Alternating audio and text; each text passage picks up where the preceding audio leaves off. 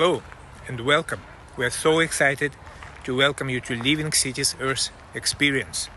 Please enjoy the next few minutes, and we hope that this video and the ideas from our speakers will change your life to the better. Listen carefully. What particularly talks to you? What might have a chance to change your life and lives of people around you? Also, life of your place and our planet.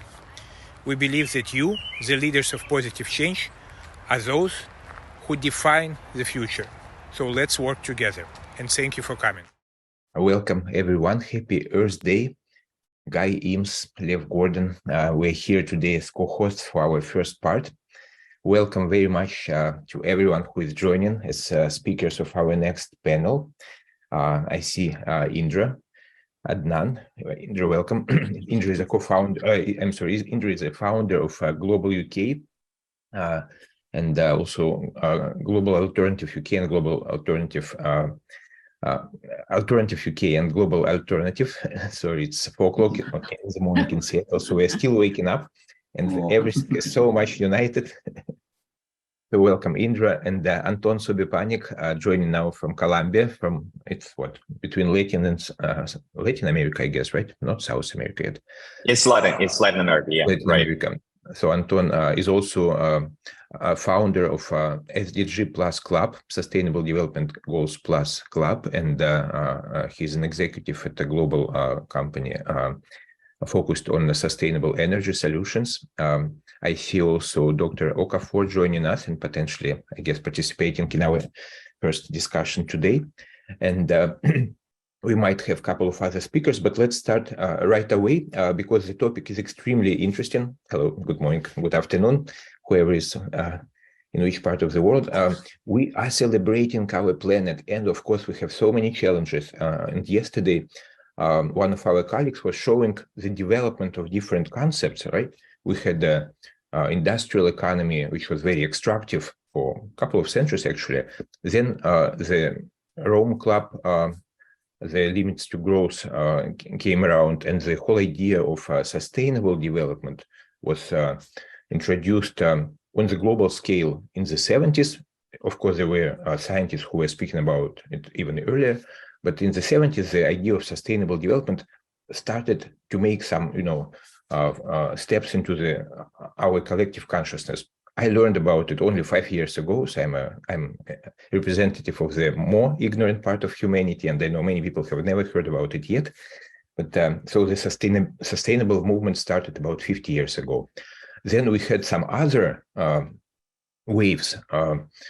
Regenerative economy, right, donut economy, and then we came to the idea that we are in the process of a collective evolution, and we should maybe speak about thrivable economy and many other beautiful things. So our short discussion today, we have about 27 minutes, is really to hear perspectives from different action leaders, global action leaders, thought leaders, experts from around the world.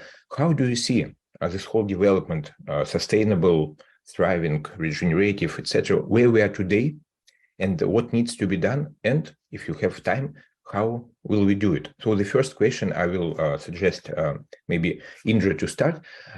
From your perspective, and I know that you're very active for many years trying for the humanity to wake up and start onto this collective path of taking care of our planet. So where do you see this whole process? What's important today, right? And if you have any suggestions to people who watch us on YouTube and will be watching the video recording, which will be sent to more than 100 countries on Earth, to leaders of positive change. So please share your perspective, maybe 2-3 minutes, and then we'll pass it on to Anton and continue the circle. Indra? Yeah, thank you. And to be honest, Lev, I think I mentioned to you that in a way, I'd like to speak last because I'm not a climate scientist. However, I could just open rather a wider conversation right from the beginning, if you like. So just to explain to people what the Alternative UK and now the Alternative Global is, which is a platform that asks the question, if politics is broken, what's the alternative? And we got to the point of asking that question because for me, after a lifetime in a way of trying to understand where is human agency, what is the possibility of us taking control of the future in any sort of way. This came from a very early question about life and death, and it moved through different emanations, if you like. I looked at conflict transformation. I looked at the role of hard power versus soft power. I mean, it's had quite a lot of development in terms of a question. But I got to the point where I realized that whatever good work is being done, if human beings are being divided by our political systems, we won't be able to achieve our goals. And so looking at it from this broad society perspective is always going to be very important. So when I think about sustainability versus beyond sustainability, I've got two immediate responses. One is that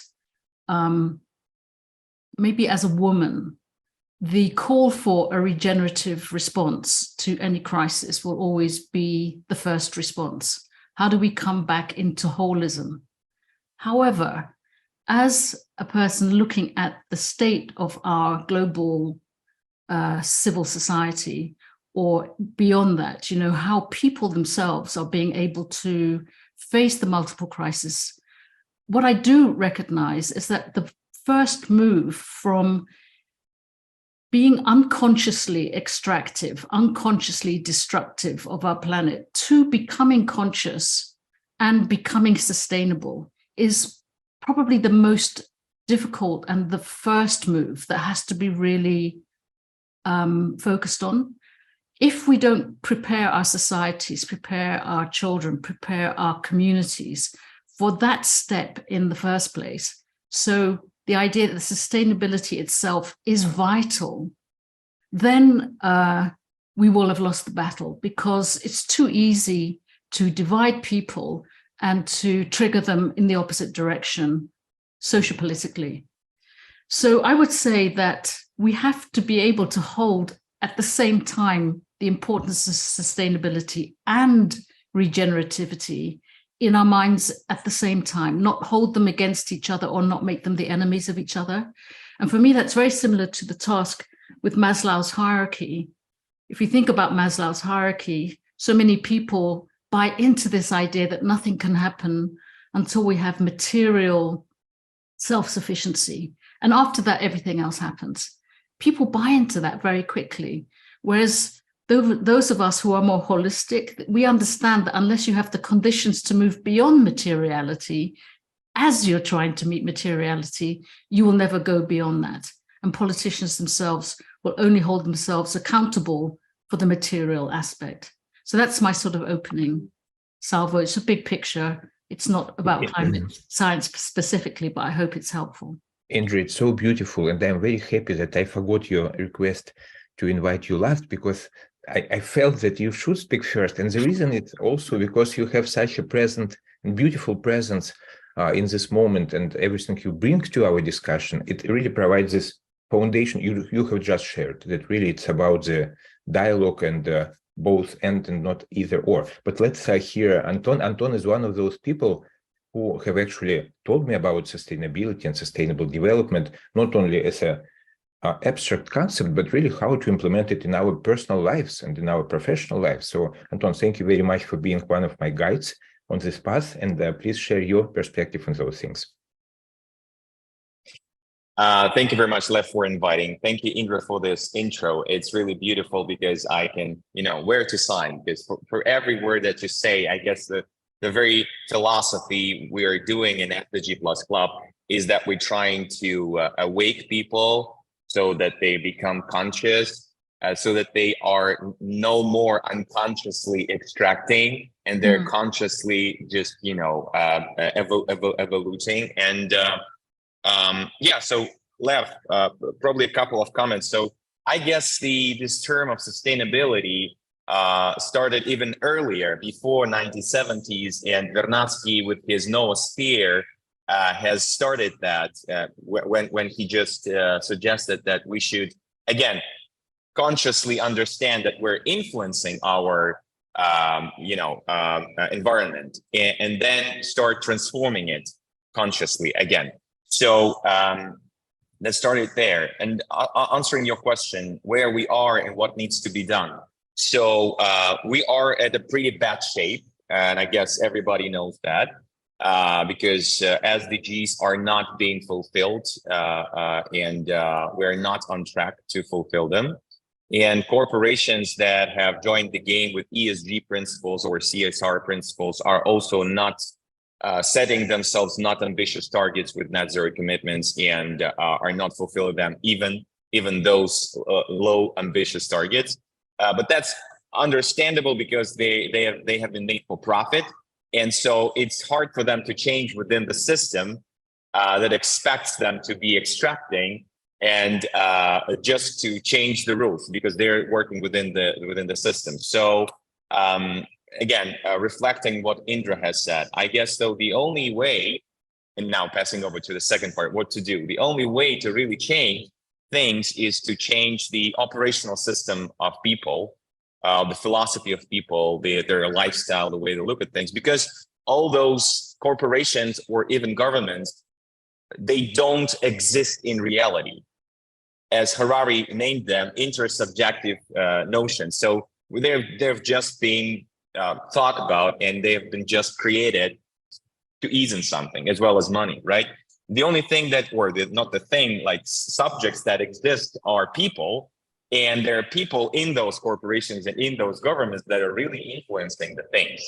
So the club that we have is for people, not for corporations, not for governments. We're not affiliated with anybody or with any country, with any location, with any legislation, etc.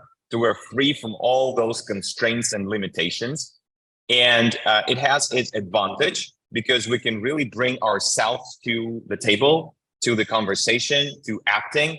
And we just regard all those locations, countries, citizenships, again, corporations, etc., only or money, only as the means to reach the ultimate targets, sustainable development goals, or even beyond.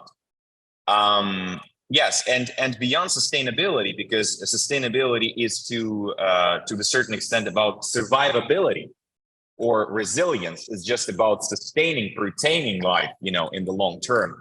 But I guess so. This is just a minimum goal. Okay, let's survive. Well, I guess like nobody would disagree with that. Let's survive rather than die. Okay, but for what purpose would we survive?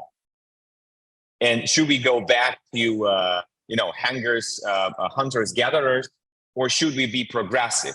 What would progress look like? What do we want to become? What species do we want to become? And these are truly philosophical questions that we also need to answer right now. Do we want to blend with AI? Do we want to become cyborgs? Do we want to settle on other planets, become intergalactic species? Do we want AI to become entitled for citizenship, etc., etc.? So all those questions are mind, tickling, and at the same time philosophical. And we try to answer those questions right now because we see, for instance, with ChatGPT, how it's disrupting everything that is happening, at least in terms of knowledge workers.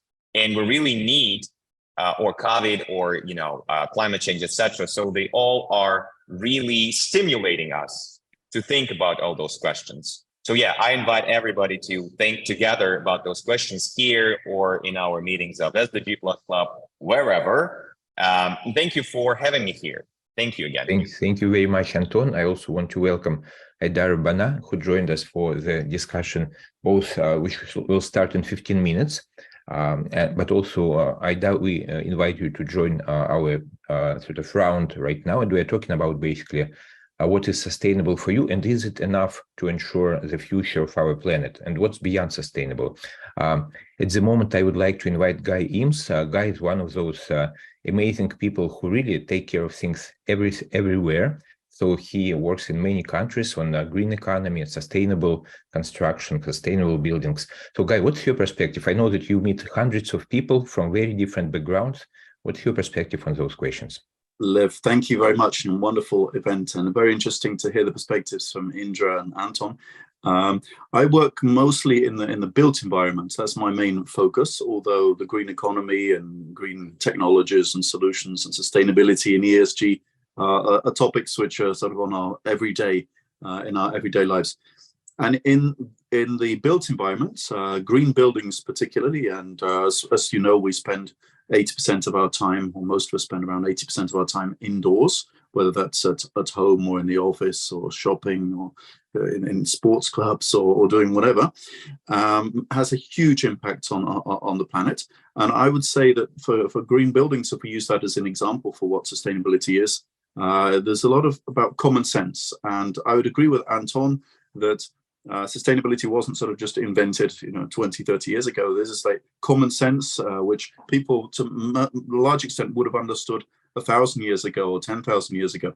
There are just some things that you don't do. They're just crazy. Why would you want to do that? So, I mean, if you take buildings as an example, people for thousands of years have found ways to heat and cool their buildings. Why would you want to use 10 times more energy or 100 times more energy than you need to heat or cool your building to make it comfortable for people to be in? And unfortunately, that's what we do. Most of us, we spend time in buildings which use ridiculous amounts of energy, and that energy has been brought from thousands of miles away, quite often in gas pipes or electrical wires. It's just absolutely ridiculous. And I like often when I'm talking with students, for example, just to switch off the lights or say, what would happen if we now went downstairs and switched off all the power to the building? Let's discuss that. And people are all in shock, like, why would you want to do that? So a lot of very common things, energy use, water use, waste. I ask people, well, so all this waste that you're throwing away, you bought all that stuff. You bought it. You spent your money on those things. Why did you buy them if you're going to throw it all away? It's very, very, very understandable and common sense things.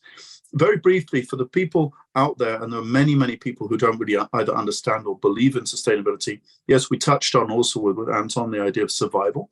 That's one of our main instincts, is to survive regardless.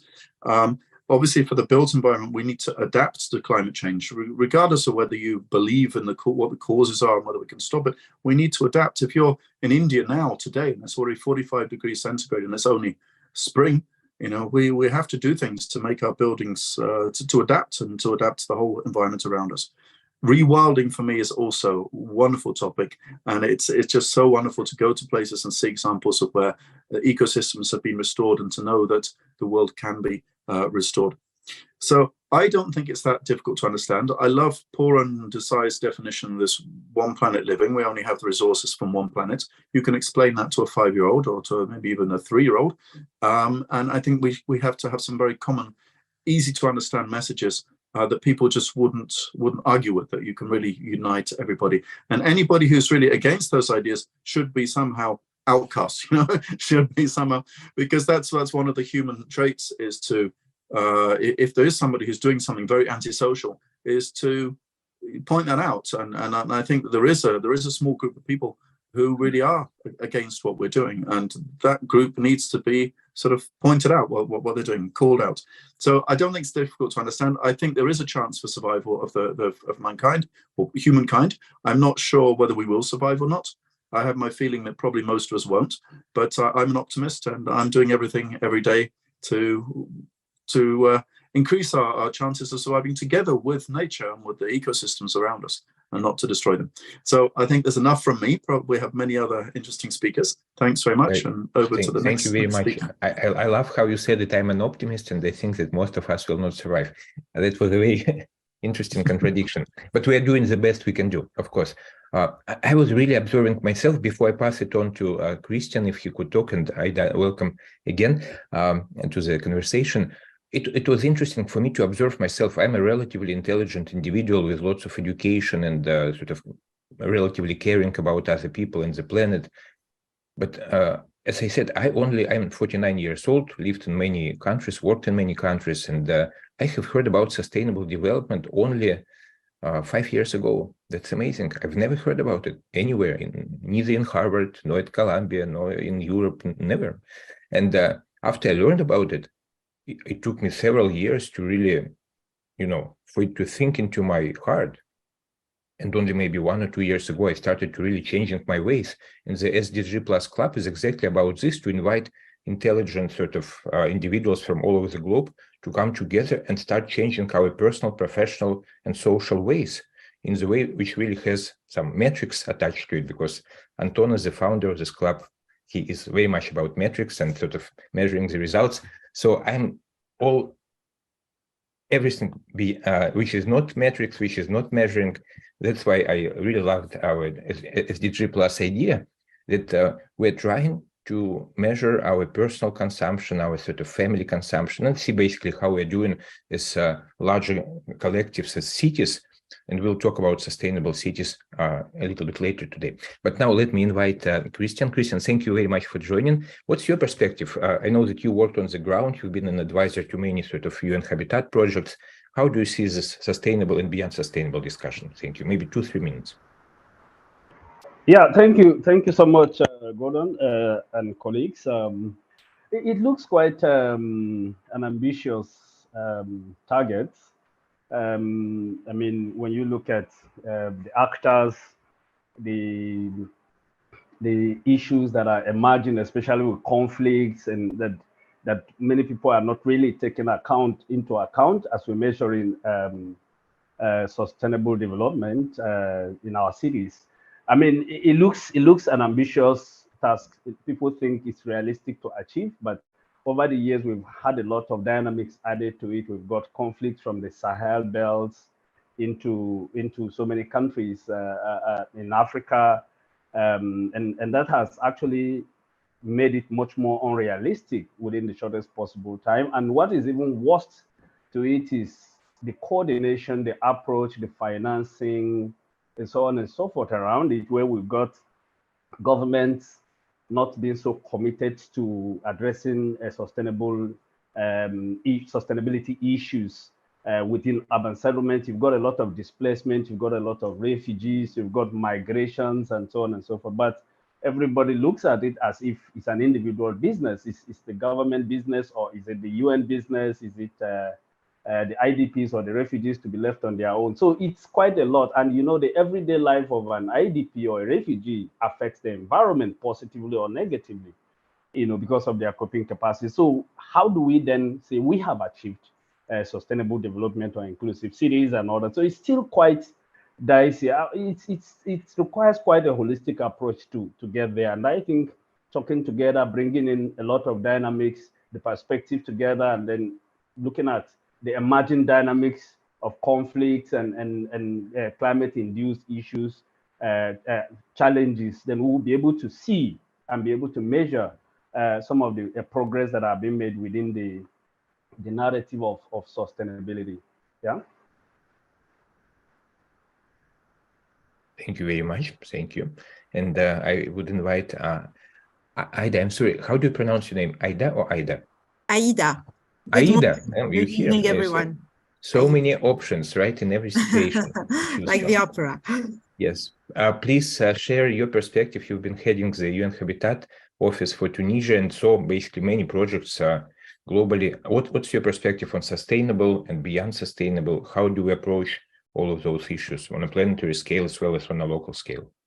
I was listening. Thank you very much, first of all, for inviting me and for having me in this webinar. I wanted to, first of all, to say that sustainability is not the same when you are in the cities of the north that when you are in the cities of the south, because the situation is not equal. So for me, sustainability is, first of all, dealing with inequalities and dealing also with inclusion of the most vulnerable. I think that this is also something that UN Habitat is doing everywhere, including, of course, in Tunisia, and Dr. Okafor was also mentioning it.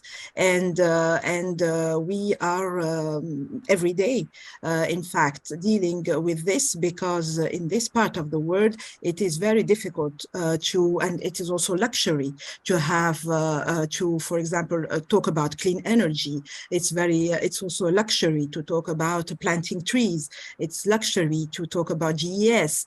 So, and of course, people then don't even know what is the meaning of GES. So I think that we have a lot to do in terms of inclusion. So for me, sustainability is really dealing with inequality and inclusion. So this is what we as UN Habitat are trying at least to do in our everyday work, and also to bring the perspective, of course, and the good lessons learned from other countries and things that can be adapted to the context where we are working now.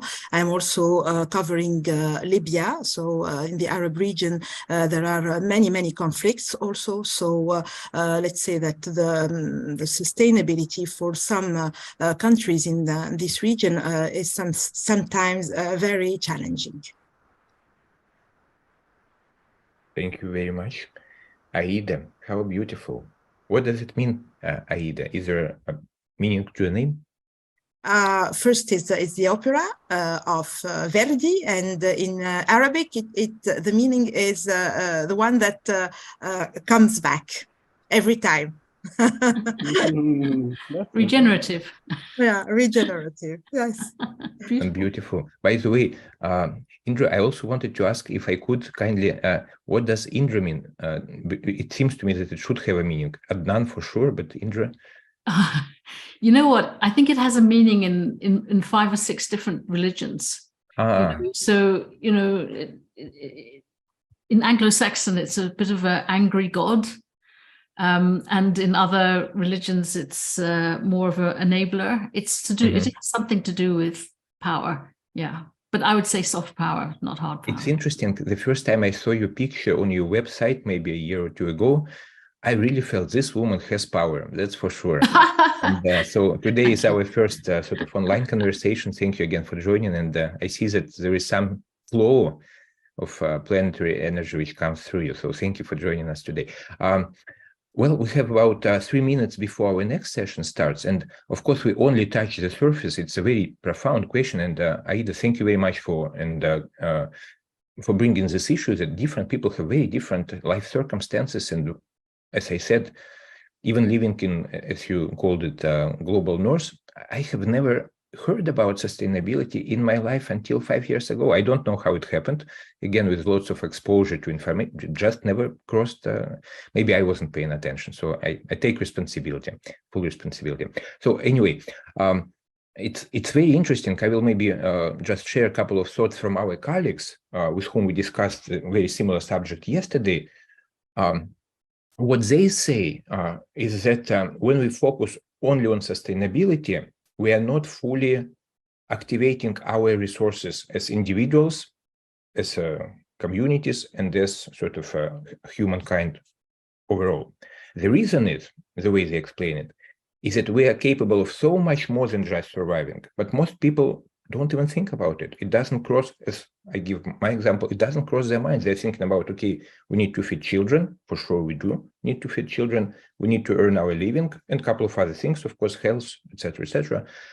But they say when you are focused on survival only, and when the agenda is only about survival, you never activate your creative resources individually and collectively. You don't think about what can you do together if you build the better future, and it gives you inspiration, it gives you power to cross the boundaries and to change the way life is organized within your family. So I always start with myself, like, do I have the right relationship with my daughters or with my wife? Is it sustainable or is it beyond sustainable, right? Do I have the right relationships in my neighborhood or on our planet? So to finalize, we have about 30 seconds left, and then I'll pass it on to Anton, who is sort of the leader of the next 1 hour and a half. So to finalize this a little bit provocative title for our small sort of group discussion, sustainable versus beyond sustainable. Of course, we need sustainable. Everybody is very clear about that, right? But to be sustainable, maybe we need to increase sort of the level, increase the breadth of understanding of our situation, and see how much potential each person has, whether he lives in Africa or in Asia or in Americas or in Europe or in Australia, and to bring up all those amazing qualities we have as individuals, including spiritual power, our heart power, right? Our communication ability, our ability to feel into other people, and together have those larger sort of goals. And I don't know how to get there. So that's the purpose of our discussions. And I'm sure that we'll get there all together. So thank you very much. Tim, thank you for being the silent observer. We felt your presence. It was very important. And everybody who watches us online will be watching the recording and who joined us today. Anton, thank you very much for organizing the next couple of sessions. I pass it on to you. And we look forward to seeing everyone today during the Earth Day and every day. Thank you very much, Anton. Thank you very much, Lev. And before we start, Dr. Okafor Christian has asked for a couple of minutes, I guess, for probably some very important notes before we start the session. So yes, the floor is yours, Dr. Okafor. Yes, thank you. Just to draw our attention, colleagues, that it's not just sustainability, but again, looking at issues, there's more conversations around resilience now, and then people have developed frameworks for actually measuring resilience, talking about urban governance, urban planning and environment, resilient infrastructure and basic services, urban economy and society, and then the last one being urban disaster and risk management. These 5 indicators clearly around making sure that settlements are resilient. But just to contextualize it to the issue of IDPs and refugees, there are quite a lot of number of them moving, and they are threatening our environment on a daily basis. And many of them are living with their communities. Many are living in confined settlements. I want to say clearly here that until we address the issue of refugees and IDPs and returnees holistically, it will continue to threaten the narratives around sustainability. There is no amount of effort you will put that they will not, their migration trajectory and displacement trajectory will not frustrate the whole idea of sustainability. And we've got the numbers increasing. So many of them are moving into urban areas. So many are moving into secondary, emerging secondary cities. So we have to really deal with it as, as public sector actors or private sector actors, and everybody has to be a collective effort. The advocacy, the financing, and everything has to all come together, and it has to be dealt with as quickly as possible. Otherwise, it will continue to threaten the environment, threaten our security, our human rights, and so on and so forth, our safety and security on a daily basis. And I think it was important for me to leave this message before we exit. Thank you, and over from you. And we're not exiting, we're only launching and starting. And Dr. Okafor, you would have a separate, I guess, 10 or 15 or even 20 minutes to talk about different topics. So don't be afraid. Yes, so we'll have time. But yeah, thank you for this note. And I guess you are absolutely right and absolutely agree with that. And it's really, and I guess Aida has also mentioned that inequality, and especially in the South, is the predominant, the underlying priority before we think about everything else. And Lev has also probably mentioned something like that when he said, and you mentioned Maslow pyramid, right? So people have to have the ability to think about those things. If they are displaced, if they are hungry, if they are ill, too poor, etc., they don't have this ability. They have to think about their existence. And therefore, this equality absolutely is, well, at least one of the key priorities of the SDGs, right? I guess it's the goal number 4, right? And we have to make it an underlying principle with all we do. And just a couple of notes on that. We try, when working with big corporations or even governments, to really explain this holisticness that you've been mentioning as well. That you can't do kind of a carbon footprint, or I don't know, you name it, healthcare, peace and justice, etc., without dealing with inequality. It's just impossible. It will swallow, as Dr. Okafor has mentioned, it will swallow, undermine, threaten the narrative, etc., of everything else. So it's easy to just take from one pocket and dedicate it to the other pocket. So to do something at the expense of the other part. It's like super easy. You don't have to have a PhD. It's not rocket science to do that.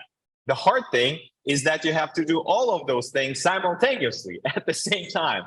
So you have to develop kind of the world if we have some vision in a spiral, so that it will be the new way, a new chapter, and all of the parts would be like win-win-win situation. All of the parts would be co-developed together. That's the hard thing to do.